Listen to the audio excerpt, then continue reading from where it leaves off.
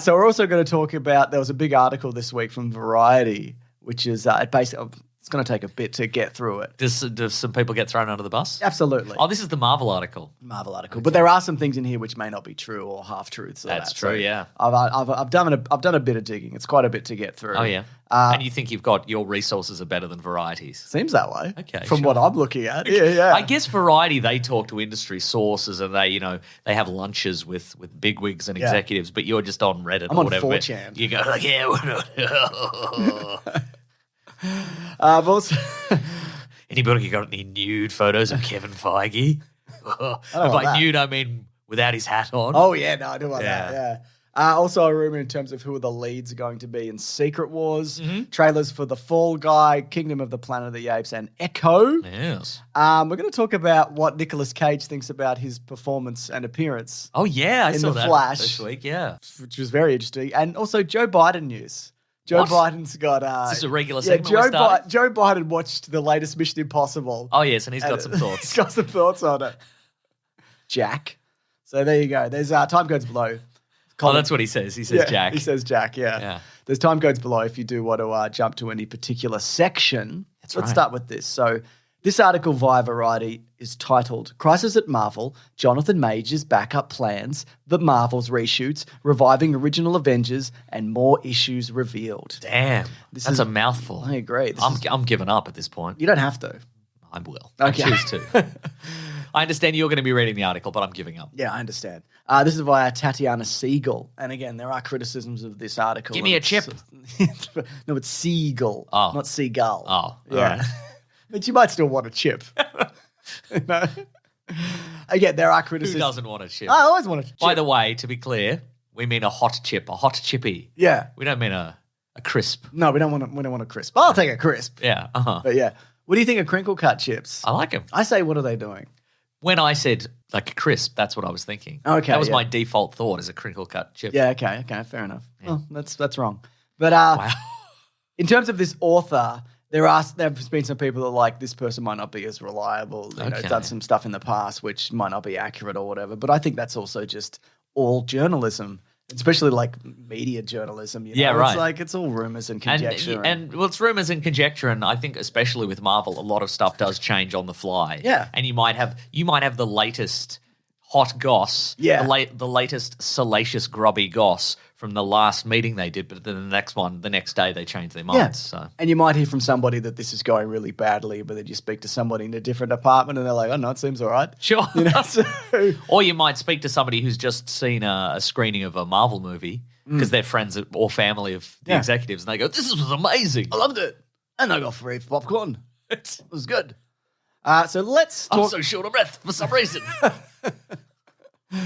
So there's a bit to get through here. So I've broken up into different sections, including the post-Endgame decision about how to move forward, what's going on with Kang as the lead villain, the Marvels underperforming, the unsustainable... For now, that's right. Well, yeah. Probably will, though. And for the remainder of its time in theatres.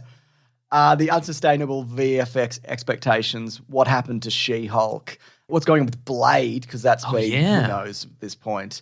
The one bright spot which happened at Marvel recently, how the final product... Was it Kevin Feige took his hat off? That's right, yeah. Oh, so shiny. Where the product is kind of heading to now, and what will become of it. What the product? Yeah, pretty much. Yeah. And like, is that worse than content? Do you think? Product, yeah, definitely.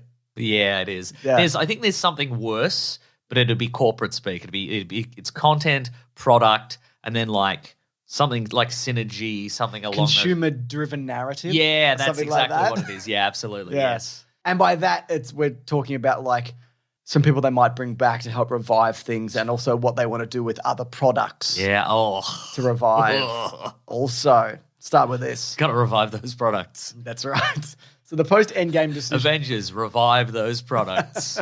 So the post-Endgame decision was, according to inside sources, that there was never to be a lapse in superhero fare with either a film in theaters or a new television series streaming at any given moment. Now, this was Bob Iger's decision, right? Yeah, I think that was he might have been stepping aside at this point, but I think that was just the general consensus, was just like, we just made two of the biggest movies of all time. Unparalleled success after a decade or so of putting movies out. That's right. There's no reason why we can't just keep this it going. Yeah, keep it at this level. Nothing will ever drop off. This will, And if we make more, then it will just be more money, If anything, it's a failure of you guys at the bottom for not continuously making just movies on your own and giving them to us. Exactly. It's money. It's money. It's leaving money on the table, isn't it? If you don't just continually release the thing every day. That's right. But of course, that's very much not the case because we've got a comment here from Joanna Robinson who wrote the book, the MCU. That's right. Yeah. MCU, The Reign of the Marvel Studios, where you're making your way through that, isn't it? I am, yeah. So it says, there are signs that the flood of product is leading people to tune out. Flood of product. Yeah. I'm not prepared to call it a permanent fall, but based on the numbers that go with the Marvel's podcasts, Marvel-based articles, friends who do Marvel-based video coverage, all of these numbers are significantly down. Are we friends who do Marvel-based video coverage? We're friends who do, yeah. Well, we're friends. We're not friends with Joanna. We used to do, more Easter egg videos and all those kinds of things. And we used to do a video for every Marvel show as it happened. That's true. And we do a recap every week. Now we're just like recap halfway. Yeah. I'm busy that day. Yeah. Recap at the end, maybe. Maybe. Recap at the end if they really pull something truly bizarre out at the end. Yeah, exactly. Secret Wars. Secret Invasion? Whatever that one was. Yeah. That's a great example of that. At some point, they might just go, Secret Wars? That was Secret Invasion. We already did it. That's what we were talking about this whole time. Yeah. We did it already. Don't worry about it. With that one in particular, that's a great example because as we were watching it, we were like, this isn't really worth talking about week to week. And then it was so bizarre and terrible at the end. We went, okay, now we will talk about it now. You forced our hands. Do you think that there was a meeting after that where they went, just pull out something crazy? Like we're going to retool our shows, so they just pull out something crazy. But I mean, not just at the end. Maybe midway through, we pull out something crazy. Just makes no sense. I think they were like, we need a big finish. Let's have a big punch up, and that's what people want. And it did seem very last minute to pull out something crazy. But when you pull out something crazy, it generally has to be pretty good. That's true. Yeah. You know? Well, we'll see, won't we? Yeah. It doesn't ultimately always end up that way, but it should be. Is my point. Yeah. So, but the ensuing tsunami of spandex proved to be too much of a good thing, and the demand of churning out so much programming taxed the Marvel apparatus. More so, the need to tease out an interwoven storyline over so many disparate shows, movies, and platforms created a muddled narrative that baffled viewers. We do know that it is this multiverse saga, and we do have a general idea that we're heading towards Kang, potentially. Or we're already there. Or we were there years ago. Yeah. We were there in Loki, season 1. Yeah. But not everybody seems to, we know that. Yeah. But nobody, I think if you ask the general populace, they're like, I don't know, who's the bad guy? Our livelihoods depend on us knowing it, and we're still I guess.